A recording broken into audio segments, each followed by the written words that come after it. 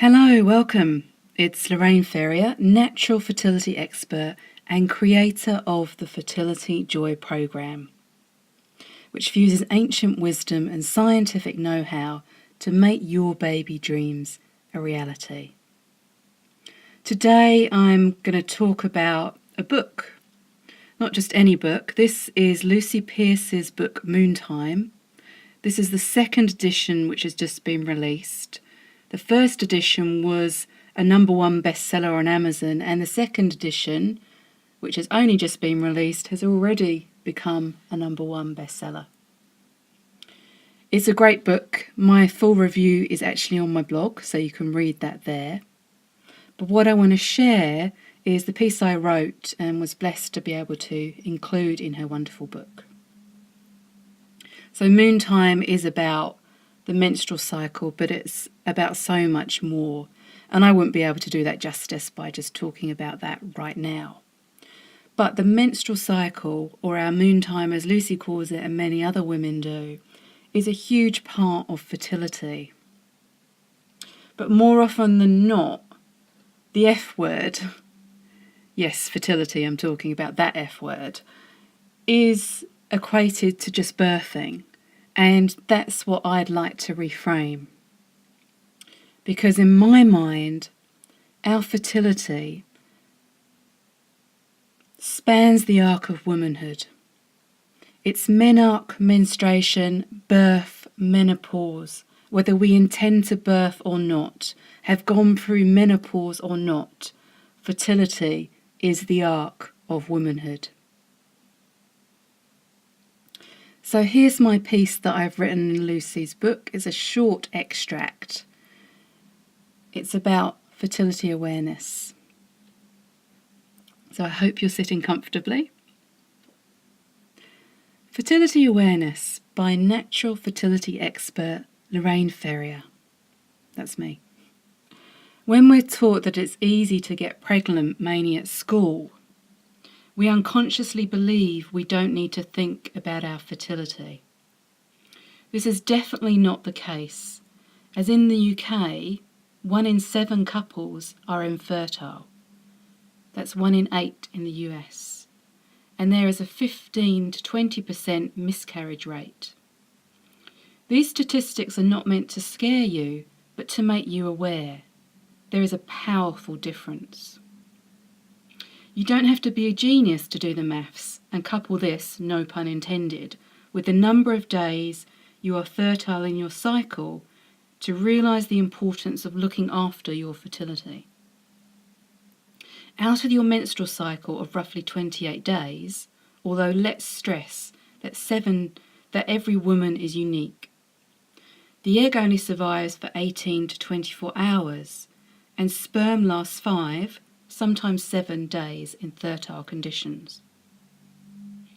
Shifting our perception of our fertile lives from preventing pregnancy to preserving fertility allows us to take charge of our bodies and understands its ebbs and flows way before we even think about getting pregnant. It's important for both our mental and menstrual health.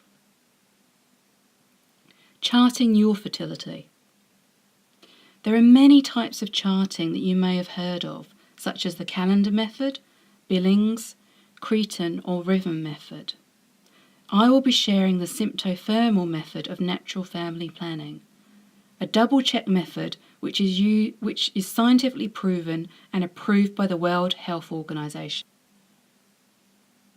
The symptothermal method uses the indicators of cervical fluid and sensation, along with a rise in the basal body temperature to accurately predict fertile phases.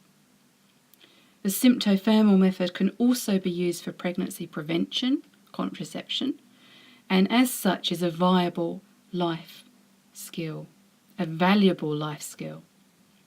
In this chapter we give an overview of the fertility awareness, but to use the symptothermal method for contraception reliably, you need to learn how to interpret your chart, which we don't detail here. You can download a Fertility Joy chart at lorraineferrier.com/resources. There's a myriad of information online about fertility charting, but using a qualified professional is always advantageous, especially if you're using the method as contraception. A specialised fertility expert will be able to inform you how your unique lifestyle affects your fertility. For example, how some medications such as cough medicine, natural or otherwise, impact fluid secretions. They'll also have a network of trusted fertility experts to refer you to. Your natural signs and symptoms of fertility. Cervical fluid. The quality and quantity of cervical fluid, sometimes called vaginal discharge, the colour, amount and texture, changes throughout your menstrual cycle. At the beginning of your cycle, it's thicker and may be scant or white, ensuring that no sperm can enter the cervix at the top of your vagina. As your cycle continues, the fluid becomes more amicable to sperm transport and survival, becoming thinner, copious, and may appear stretchy, indicating that ovulation is about to occur. How to? Each time you go to the toilet, before passing urine, wipe your vulva area and check your cervical fluid on the toilet paper. This is done throughout the day and a summary recorded on your fertility chart. All fluid is noted. Do not check mucus on your underwear, as this will give an inaccurate record. In your own words, describe the CAT, colour, amount and texture. One description in each category needs to be noted to enable your chart to be interpreted correctly. Below are some examples from each category. Colour: clear, white, creamy. Amount: lots, moderate, little, nothing. Texture: slippery, stretchy, thick, pasty. It's your chart. Use your own words or a key that you're comfortable with and can understand. Keep it simple. Note: fertile type mucus is stretchy, watery to aid sperm survival, but fluid that is not watery may also keep sperm alive. When you begin to chart, it's advisable to have sex every other day, as sperm can sometimes get muddled with your cervical fluid description. Sensation.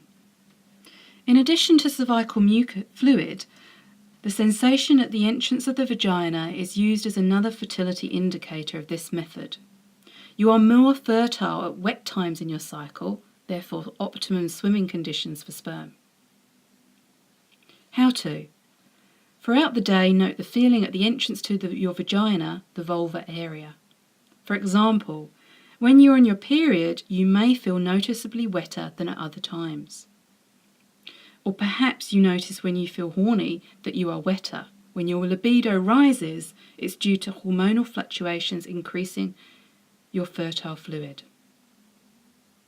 Summarize your observations at the end of the day. Dry, damp, moist, wet or nothing.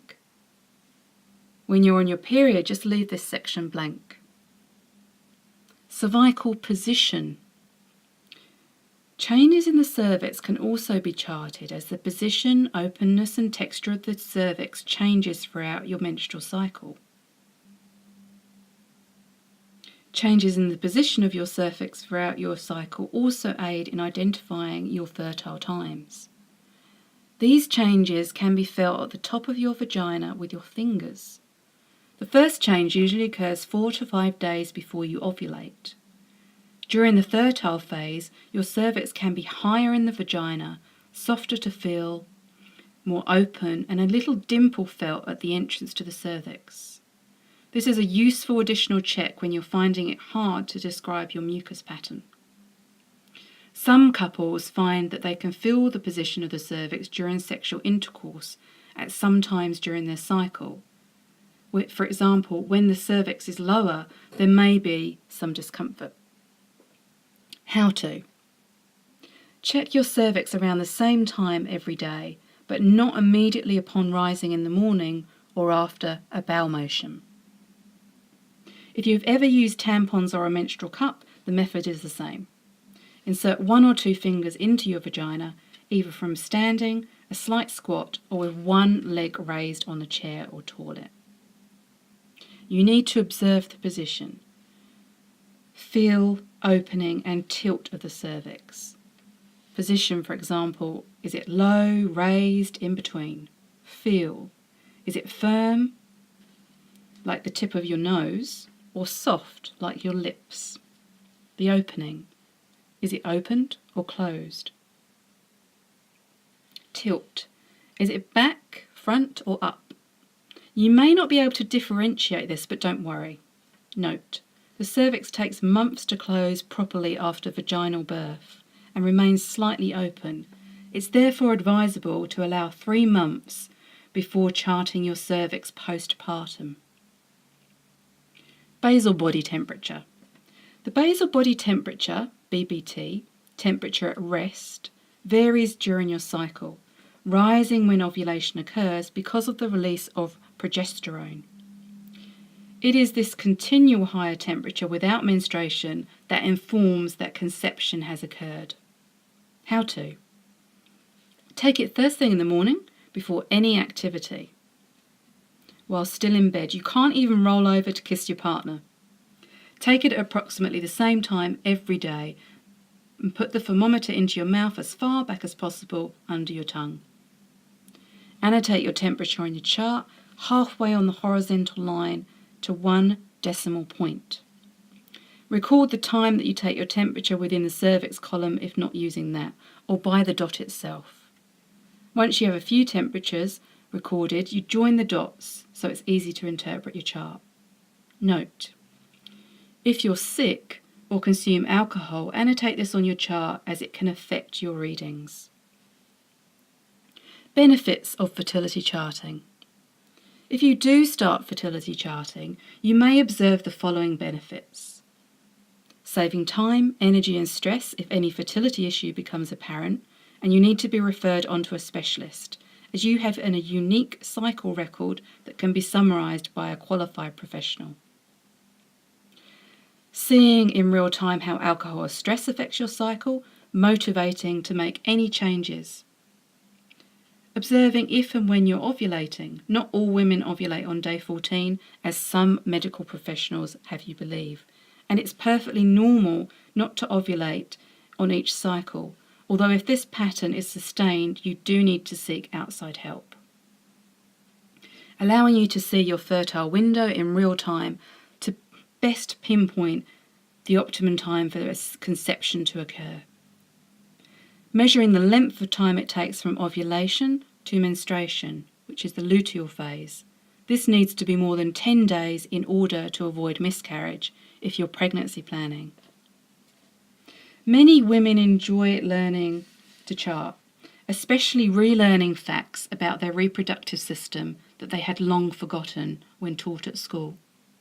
Men in particular enjoy hearing about their partner's cycle, as it's a discussion that does not, under normal circumstances, happen. And charting brings an awareness and understanding to hormonal changes and emotions due to PMS, bringing couples closer together. So if you want to buy Lucy's book, see the links on the video. And there's a disclaimer I want to add here. I was given a review copy, an ebook to read. And of course, I do have a section in the book, but I don't get any monetary gain from promoting Lucy's book. I do really believe it's a wonderful resource. And of course, you can read my review, my additional review, which will be on Amazon as well. And of course, on my blog. If you do want to start charting, you can contact me for a Fertility Joy chart. And I would love to stay in contact with you and for you to join my Fertility Joy Seeking community. And the details of how to do that are also below this audio. So I've been Lorraine Ferrier. I hope you've enjoyed this quick reading of the Fertility Awareness within Lucy Pearce's wonderful Moontime book. I've been Lorraine Ferrier, natural fertility expert and creator of the Fertility Joy program. Enjoy your day and have a wonderful rest of the week.